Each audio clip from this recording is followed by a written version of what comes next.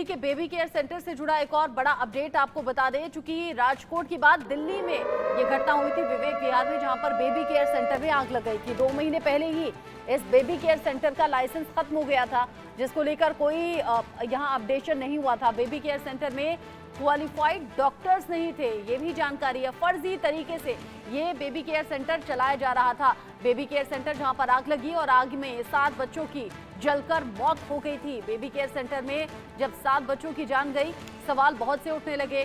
कुछ बच्चे ऐसे जिन्हें जख्मी स्थिति में अस्पताल दूसरे में शिफ्ट किया गया, लेकिन जिस तरीके से बेबी केयर सेंटर चल रहा था, आग लगी, न तो आग बुझाने के इंतजाम यहाँ पर थे और न ही क्वालिफाइड डॉक्टर्स यहाँ पर थे।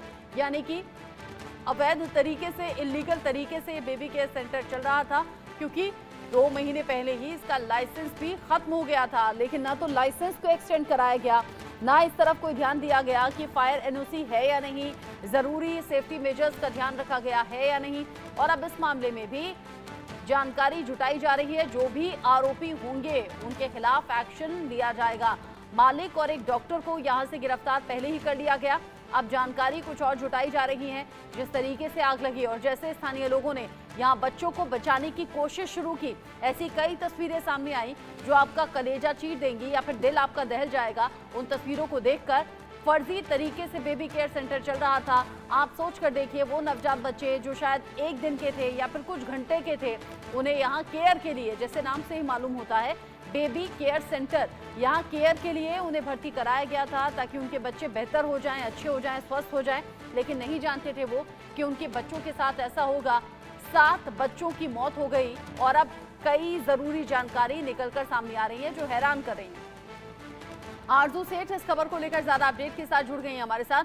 आरजू, 7 बच्चों की जान चली गई और जब अब जिम्मेदारी पर सवाल उठ रहे हैं, जब ये मालूम किया जा रहा है कि कौन है इस मामले में सीधे आरोपी, तो बहुत से चौंकाने वाले खुलासे हो रहे हैं। बिल्कुल रक्षा, देखिए इस वक्त हम हॉस्पिटल के अंदर ही मौजूद हैं और लगातार कोशिश कर रहे हैं कि जो बच्चे बच चुके हैं, कि 5 बच्चे जो हैं, टोटल 12 बच्चे उस वक्त अंदर मौजूद थे, जिसमें से 7 बच्चों की मौत हो गई, लेकिन 5 बच्चे अभी सेफ हैं और ठीक है वो बिल्कुल। तो वो इस वक्त हॉस्पिटल में मौजूद है। जीटीबी इस वक्त हॉस्पिटल में मैं भी मौजूद हूँ, जहाँ पे एक बच्चा जो है वो एडमिट किया गया है। हम लगातार कोशिश कर रहे हैं कि उनके पेरेंट्स से हम बातचीत करें कि आखिर क्या कुछ हुआ था, कब उन्होंने एडमिट किया था और आखिर किसने उनको रेफर किया था कि वो इस क्लिनिक में आए।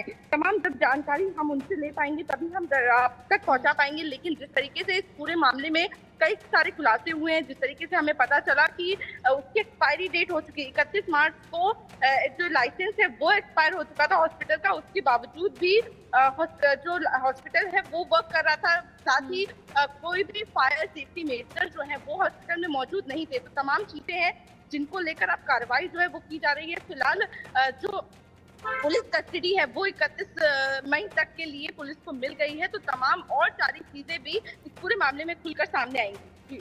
अच्छा, जानकारी ऐसी भी आरजू कि क्वालिफाइड डॉक्टर भी यहाँ पर नहीं रखे गए थे। यहाँ पर जब मालिक और एक डॉक्टर की गिरफ्तारी हुई है, उनसे भी बहुत सी ऐसी जानकारियां निकलकर सामने आ रही है जिन पर विश्वास करना भी मुश्किल है। बिना क्वालिफाइड डॉक्टर के बेबी केयर सेंटर चल रहा था।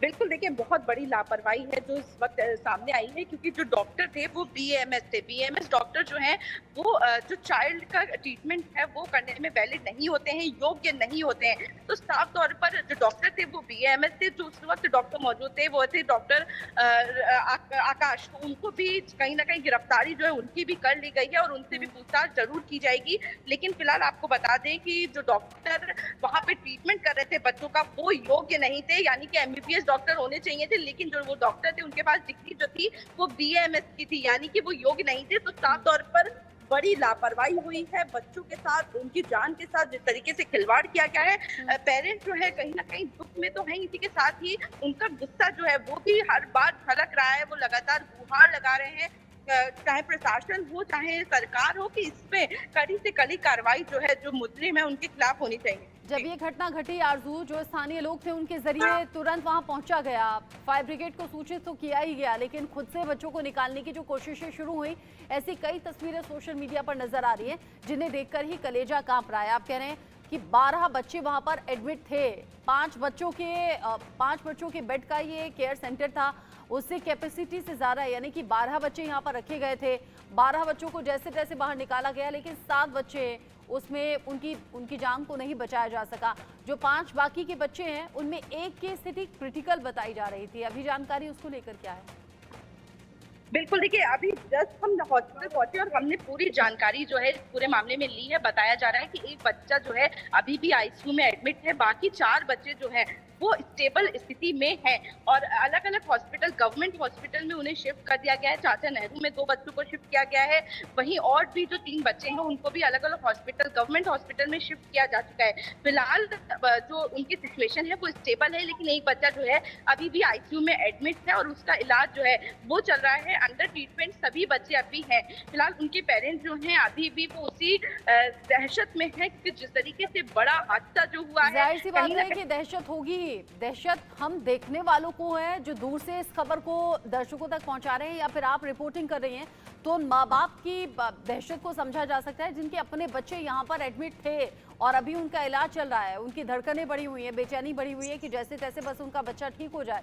आरजू, नजर आप रखिएगा। आपने कहा आप हॉस्पिटल पहुंची हैं, तो 5 बच्चों को लेकर जानकारी क्या है वो रिपोर्ट आगे फाइल कीजिएगा ताकि दर्शकों तक हम अपडेट पहुंचा सकें। अभी के लिए आपका शुक्रिया।